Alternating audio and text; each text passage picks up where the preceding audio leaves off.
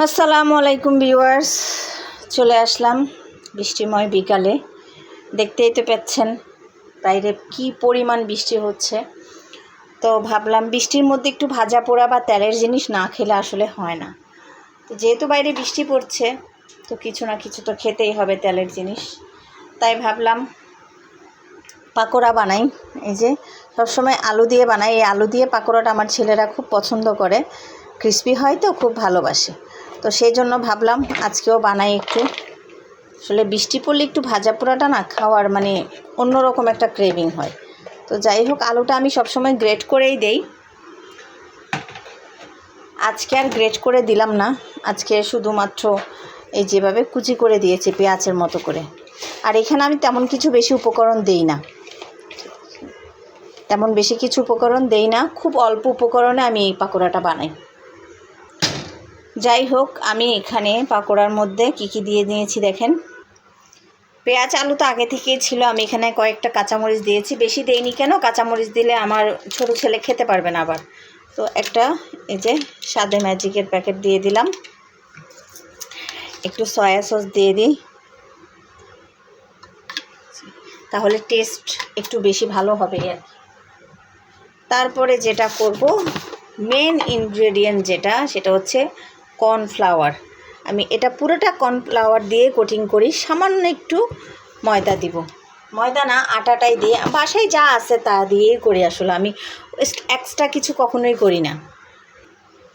দিয়ে দিচ্ছি স্বাদ মতো লবণ, যেহেতু সয়া সস দিয়েছি তাই লবণটা একটু কমই দিলাম। এখন এটাকে ভালো করে মাখাবো। এখানে আর কোনো কিছুই দিব না, আমি পানিও দিব না, কারণ পানি দেওয়ার প্রয়োজন মনে হবে না। পেঁয়াজ থেকে একটু পানি ছাড়বে, আলু থেকে একটু পানি ছাড়বে। এখন হয়তো ড্রাই লাগছে, কিন্তু একটু পরে যেহেতু আমি এটা মাখিয়ে রেখে দিব, সো একটু পরে পানি বের হয়ে যাবে।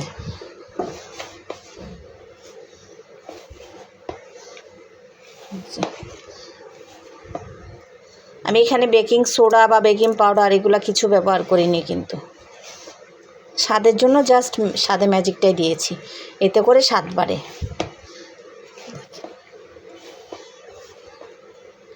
একটু কিছু করে রেখে দিব, এতে পানি বের হয়ে যাবে।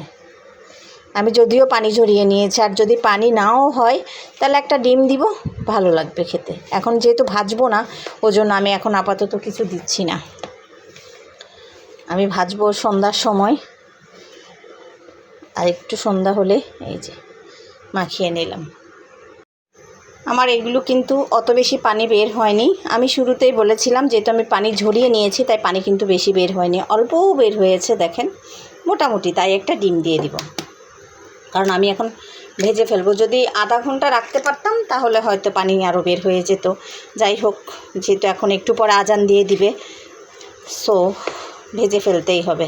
আর এমনি তো ডিম দিলে না আলাদা একটা টেস্ট হয়। ভালো করে মাখিয়ে নিই। এদিকে আমি তেল গরম করতে দিয়ে দিয়েছি, আর আমার এদিকে ইয়েটাও দেখেন পারফেক্টলি কিন্তু মাখা হয়ে গেছে, একদম পারফেক্টলি। এখন আমি একটা একটা করে ছেড়ে দিব। বিসমিল্লাহ।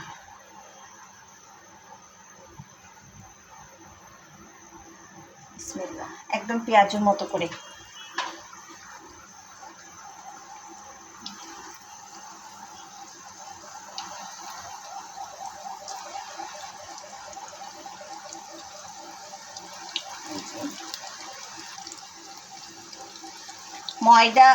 ময়দা বা কর্নফ্লাওয়ারের কোটিংটা যদি বেশি হয় না, খেতে ভালো লাগে না। এখন আলু পেঁয়াজ এগুলো মুখে পড়বে, ভালো লাগবে খেতে। অনেকে বেসনও দেয়, কিন্তু আমি বেসন দিলাম না, আমি দেই না বেসন অবশ্য, আমি শুধু কর্নফ্লাওয়ারের উপরে এটা করি।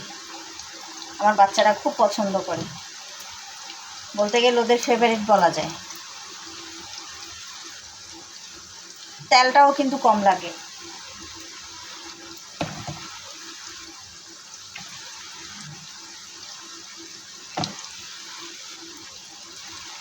নিতে পারবে। একটু উল্টিয়ে দিলাম, একদম লো মিডিয়াম আছে আমি ভাজবো, তাতে আলুটা একদম পুরো সিদ্ধ হয়ে যাবে। কিন্তু এই যে হয়ে গেল আমার পাকোড়াগুলো, দেখেন বাদামি কালার হয়ে গেছে। আওয়াজটা দেখেন, দেখেছেন? একদম ক্রিস্পি। আর কিছু দিয়ে দিই।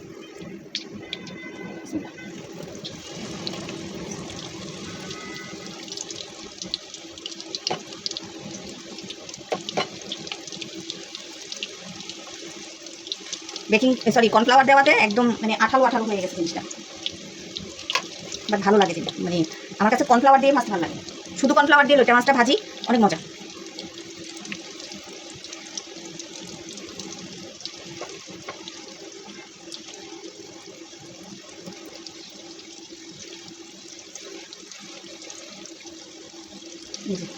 আরেকটা দিয়ে দিলাম।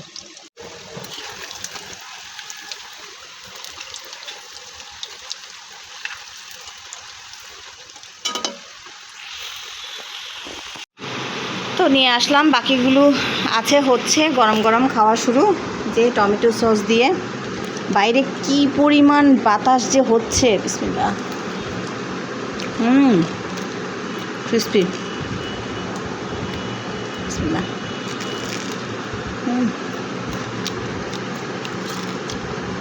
দুর্দান্ত।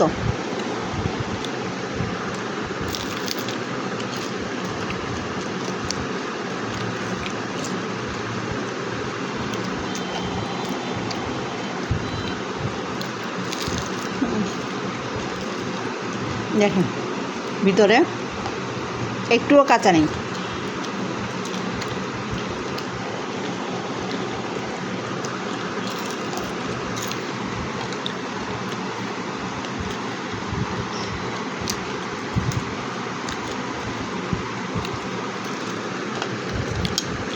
এটা আমার ছেলেদের পছন্দের। দেখুন অনিয়ন আছে, অনিয়ন অনিয়নও দিছি, অনিয়ন টেস্ট আরও বেশি হয়েছে। বাইরে বাতাসের আওয়াজ